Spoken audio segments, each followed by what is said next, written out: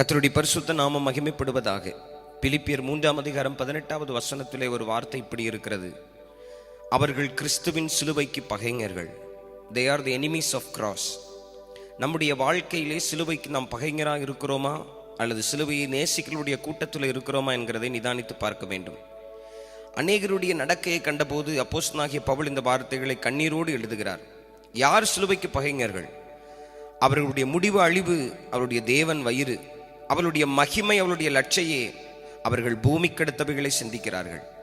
ஆனால் சிலுவையை நேசிக்கிறவர்கள் நம்முடைய குடியிருப்போ பரலோகத்தில் இருக்கிறது என்று சொல்லி இயேசு கிறிஸ்துவினுடைய வருகையை எதிர்பார்த்து அந்த நாளிலே நம்முடைய அற்பமான சரீரம் அவருடைய மகிமையின் சரீரத்துக்குப்பாக மறுரூபமாகும் என்கிற நம்பிக்கையோடு வாழுகிறவர்கள் சிலுவையை நேசிக்கிறவர்கள்.